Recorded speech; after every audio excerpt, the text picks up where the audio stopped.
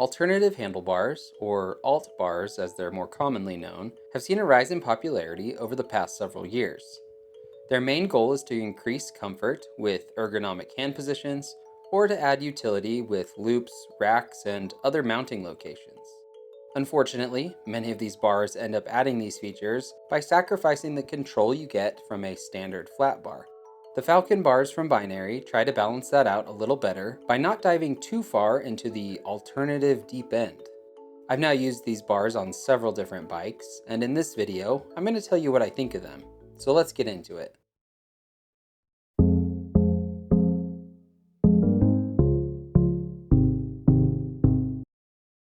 I first rode the Falken bars nearly a year ago when I got the Gordita, Binary's fat bike, in for a review.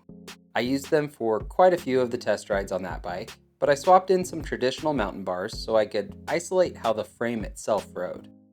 6 months later, Binary sent me another bike, the Kinetic, and included with the frame was another set of the Falkens. George, the co-owner of Binary, emphasized several times how excited he was for me to use the bars again. So, although my process was similar to the Gordita involving using other bars, I decided to pay special attention to the Falkens this time. I figured there had to be some reason that George was so excited about the bars, and as it turns out, there was. Comfort is the first thing that I noticed. What makes a bar comfortable is going to depend on you, the user. Everyone is built differently, has different lengths of arms, hand position preferences, and things like that. Generally speaking though, any amount of rise and sweep is going to create a more comfortable bar. The Falken has 35 mils of rise, which isn't some eye-boggling number, but it's more than enough to make a noticeable difference.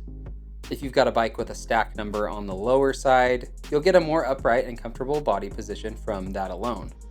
On the sweep side of things, the Falkens come in at 25 degrees, a number that's squarely in alt bar territory, but not so deep as to create problems on the other side. I regularly ride Jones bars with 45 degrees of sweep, and let me tell you something, it does take some getting used to. That's not the case with a more moderate number like 25. It puts your wrist at a really natural, ergonomic angle, while still retaining a familiar feeling to a typical flat bar. Couple that with the fact that these are made from titanium for weight savings, vibration absorption, and added flexibility, and you get a really nice feeling bar. The one warning I will give on the comfort side of things is to pay close attention to your stem length. Unlike the Jones and other bars, which can actually bring your hands well behind the clamping location to shorten things up, the Falkens land pretty much right in line with where your hands would be on a normal flat bar. I didn't really notice that at first, so I'd keep the same stem length when I was swapping between bars, and I ended up feeling really stretched out and kind of uncomfortable. A shorter stem was the solution in my case, but as I said earlier, it's all personal preference, so it might not be necessary for you. As I mentioned in the beginning, the Falken bars aren't purely focused on comfort.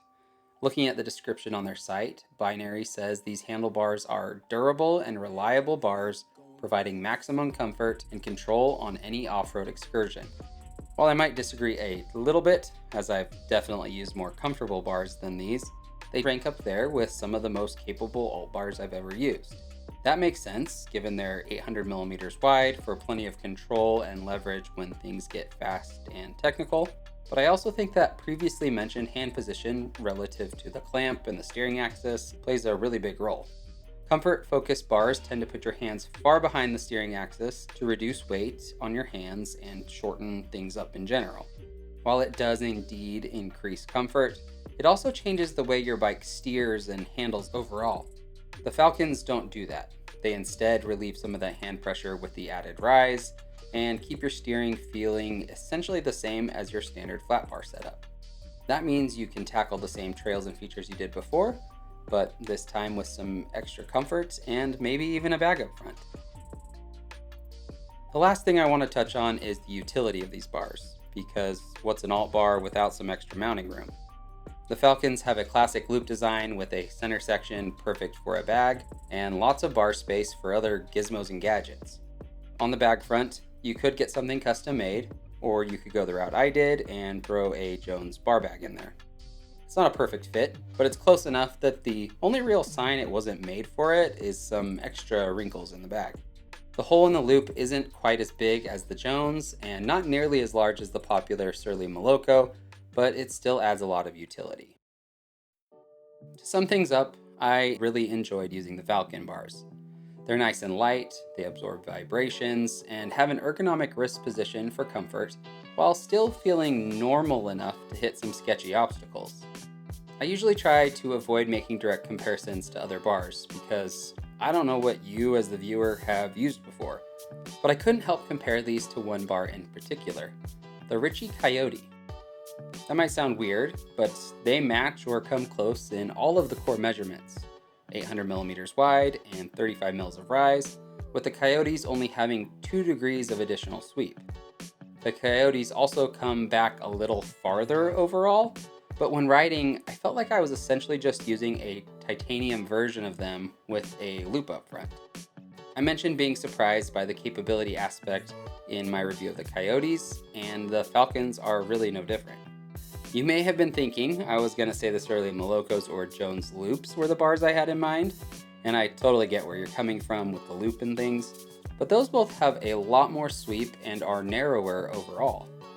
That said, I do think the Falkens would be a great bar to consider if you're someone who generally likes either of those bars, but struggles with so much sweep, or wants something wider and more traditional feeling, or you don't want the horns like there are on the Moloko with all of that additional weight.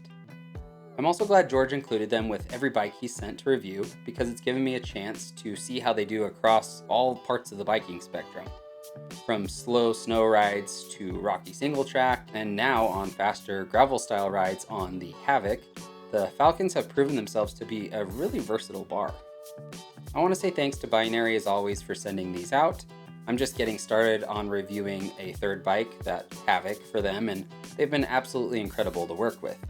If you want to learn more about Binary and see what they're all about, go check out the link in the description.